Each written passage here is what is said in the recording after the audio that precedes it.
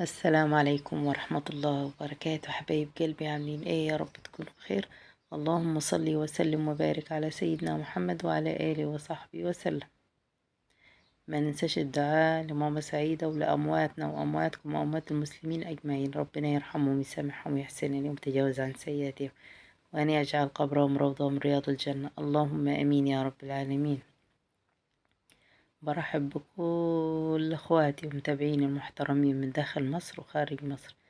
نورتوني وشرفتوني وعلى دماغي من فوق. ربنا يبارك فيكم يا رب، يجازيكم كل خير، ويجعل يا رب كل اللي بتعملوه والمشاهدات اللي بتشاهدوها لي ووقفتكم جنبي ودعمكم ليا يجعل يا رب في ميزان حسناتكم. اللهم امين يا رب العالمين. حبايب قلبي، النهاردة بإذن الله يعني هعمل معاكم الغدا بتاعنا. عدس. والله يعني أكلة جميلة جدا جدا بصراحة، وبدري ما عملناهاش، فأنا كنت بعملها بكذا طريقة. أنا النهاردة قلت لا، هعملها بالطريقة بتاعت أمي. بصراحة يعني طريقة أمي جميلة لا يعلى عليها، يعني حلوة خالص وبسيطة. طبعا احنا زمان ما كانش فيه الخلاط ولا الحاجات دي كلها، ولا بتخلطوا بيها بأي وسيلة، بتخلطوا بيها العدس وتعملوا تمام. أمي كانت تجيب دماسة أو حلة صغيرة زي كده، تحط فيها العدس، تحط فيها بصلاية، تحط فيها طماطماية، تحط فيها اي حاجة يعني، ورق جراولة اي حاجة يعني. وزي ما انتوا شايفين كده تديها قليبة وتروح سايباها، والتوابل ومش عارفة وتسيبها. تمام حبايب، لغاية ما يغلي كده ادي العدس استوى تمام. وكده ايه خلاص هطفي عليه انا، سبته يغلي كده وخلاص. هتجيب حاجة بارد حاجة كده. انا امي كانت زمان تمسك المفرقة وتفركه في الحلة زي ما هو، وتطش الطشة بتاعته وخلاص على كده. لا بس انا ايه، هخلطه في الخلاط لان المفرقة بتاعتي اتكسرت. اما فركتي دي بفرك بيها الملوخية، بفرك بيها العدس، بفرك بيها الويكة، يعني بعمل بيها كل حاجة. لاني انا جوزي ما بيحبش الملوخية هي مخروطة بالمخرطة، ولا معمولة على الخلاط، بيحبها مفروكة فرك. وانا بعمل بصراحة الحاجة اللي بيحبها جوزي يعني، واللي يحبوها عيالي. هم عيالي اتعودوا عليها كده، عشان انا دايما بطبخ بطريقة امي بصراحة. الله يشفيها يا رب يعفانا.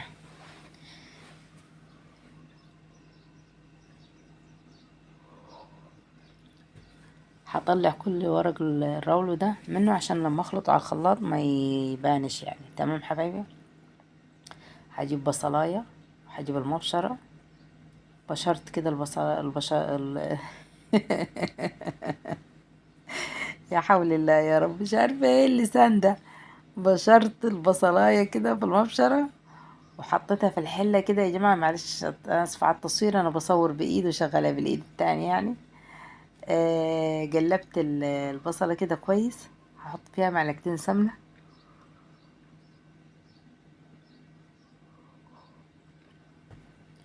تمام حبايبي، انا عامله يعني ايه، عامله كوبايتين عدس صغيرين مش كبار، كوبايتين صغيرين عدس كده تمام. وحطيت فيهم طماطمية واحده وبصلايه واحده وورق لورا، سبتهم يغلوا. وبعدين ايه، هعمل باقي الايه، بصلايه ليهم مبشوره.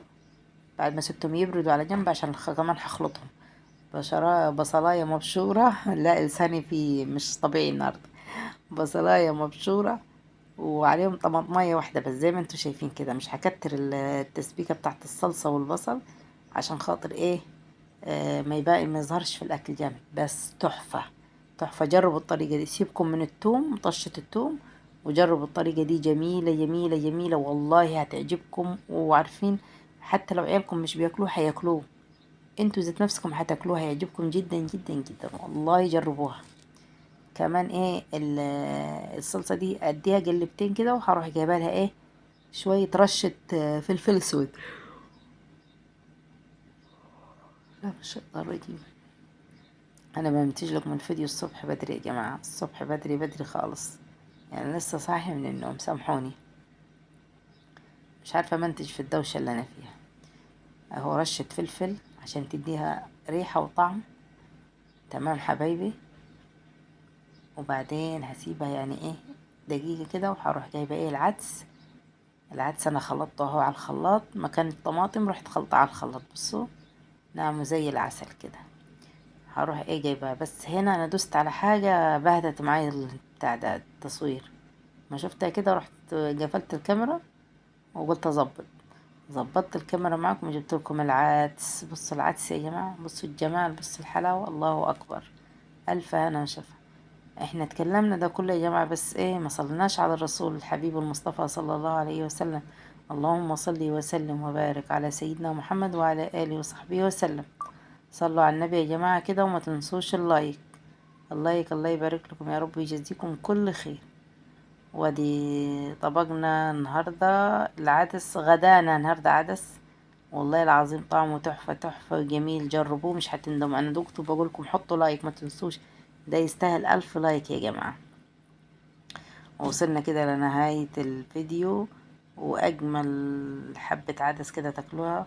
وما تنسوش تدعموني بلايك واشتراك وتعليق ومش عايزه اقول السلام عليكم، عايزه اقولكم استنوا اوريكم العدس كمان لما بصوا غرفناه اهو، وحطينا معاه شويه مخلل. يا سلام طعمه خطير خطير خطير، بالله عليكم جربوا الطريقه دي، طريقه خطيره وهتعجبكم ان شاء الله باذن الله.